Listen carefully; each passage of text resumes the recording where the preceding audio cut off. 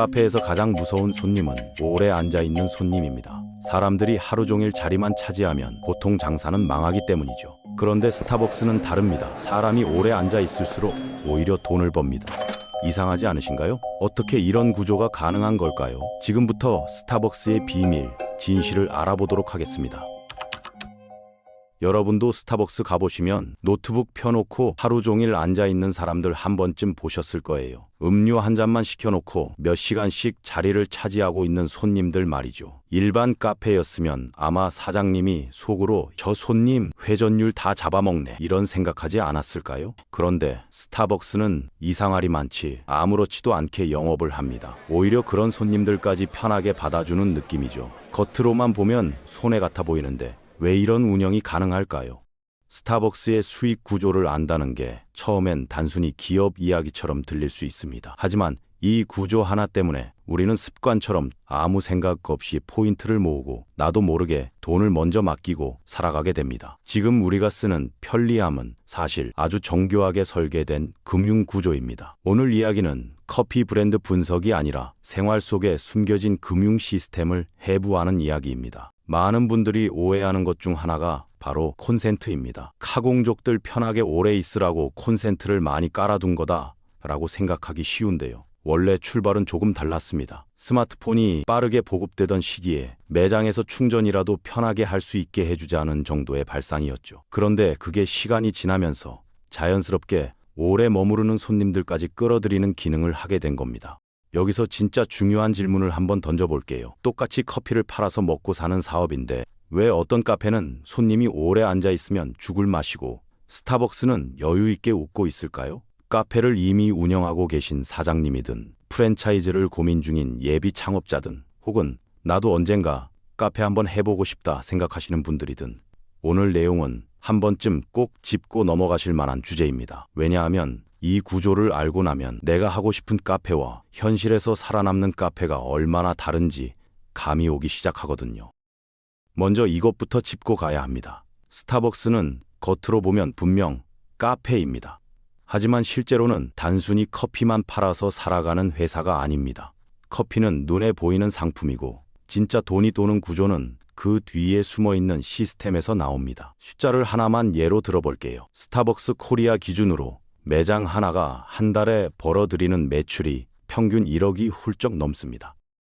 7평에서 10평 정도 되는 작은 매장도 이런 매출이 나오는 경우가 많습니다. 여기서 한번 상상해 볼까요? 일반 개인 카페가 우리 매장도 월 매출 1억이야 라고 한다면 대부분 사람들은 이렇게 생각할 겁니다. 와, 사장님 돈 진짜 많이 벌겠다. 그런데 막상 계산기를 두드려 보면 그게 그렇게 단순하지 않습니다. 스타벅스도 마찬가지예요. 직원들 정규직으로 쓰고 4대 보험에 연장수당, 심야수당까지 챙겨줍니다. 야간 퇴근 택시비까지 지원한다고 알려져 있죠. 인건비만 봐도 엄청난 부담입니다. 거기에 매장 인테리어도 대충 하지 않습니다. 에스프레소 머신 한 대 가격이 수천만 원이 넘어가니까요. 이 정도면 대부분의 사람들 머릿속에 이런 생각이 떠오릅니다. 그러면 도대체 뭐가 남는 거지? 그래서 재무제표를 한번 들여다보는 겁니다. 복잡하게 볼 필요는 없고 정말 핵심만 간단히 정리해보면 이렇습니다. 스타벅스 코리아의 한 해 매출을 100%이라고 잡았을 때 커피 원두, 컵 빨대 원가가 대략 30% 정도 나갑니다.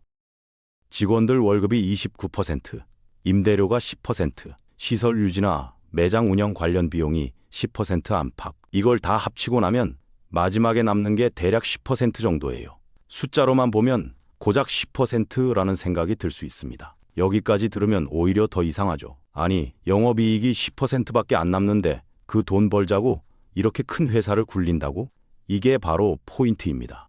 일반적인 카페 업종에서 10%면 적은 수치가 아닙니다. 특히 스타벅스처럼 전국에 매장을 깔아놓고 시스템과 인건비, 물류를 다 감당하면서도 10%를 꾸준히 만들고 있다면 이건 이미 잘 버는 구조에 들어가 있는 거예요. 그리고 그 뒤에는 우리가 잘 보지 못했던 또 다른 수익 구조가 하나 더 숨어 있습니다. 이 답을 이해하려면 스타벅스가 얼마를 남기느냐보다 어떻게 매출을 만들어내느냐를 봐야 합니다. 여기서 스타벅스만의 강점이 등장합니다. 기프티콘, 모바일 앱, 드라이브 스루 이렇게 세 가지 축입니다. 조사에 따르면 우리나라 사람들 10명 중 9명 이상이 카페 기프티콘을 주고받아 본 경험이 있다고 합니다. 그리고 프랜차이즈 카페 중 어디를 가장 자주 가냐를 물었을 때 압도적으로 스타벅스가 1위였습니다. 또 스타벅스를 이용하는 사람들 중 70%가 넘는 비율이 현금이나 카드가 아니라 스타벅스 앱, 그러니까 MSR이라는 모바일 시스템을 통해 결제를 합니다. 스타벅스 MSR은 마이 스타벅스 리어즈의 약자로 스타벅스 카드를 이용하는 고객들에게 별 적립을 통해 다양한 혜택을 제공하는 멤버십 프로그램입니다. 회원 가입 후 스타벅스 카드를 등록하고 매장에서 해당 카드로 결제하면 혜택을 받을 수 있습니다. 여기까지만 들어도 느낌이 오죠. 이 회사는 사람을 모으는 것부터 다르구나. 드라이브스루 역시 사람들의 이동 동선과 시간을 그대로 매출로 바꿔버리는 구조입니다. 결국 중요한 건 이겁니다. 이 회사는 단순히 매장 안에 테이블과 의자를 채워서 돈을 버는 회사가 아니다. 사람들의 동선, 결제 습관, 시간 사용 패턴까지 데이터를 모으면서 거기서 매출을 뽑아내는 회사라는 겁니다.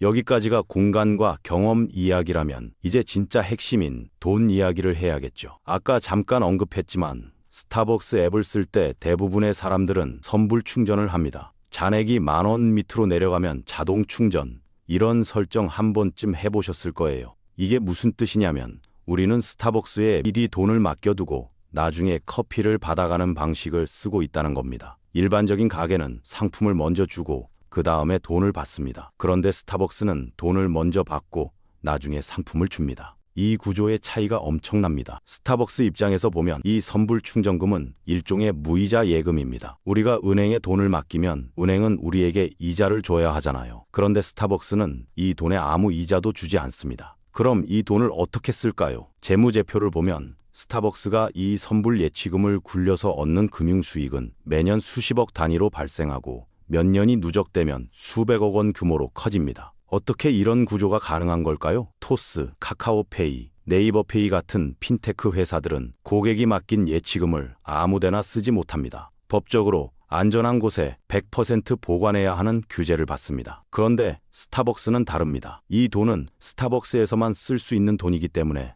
금융회사 예금이 아니라 선불 충전, 상품권 성격으로 취급됩니다. 그래서 겉으로는 카페이지만 운영 방식은 은행처럼 돈이 쌓이지만 금융회사와는 전혀 다른 규칙이 적용되는 구조가 됩니다.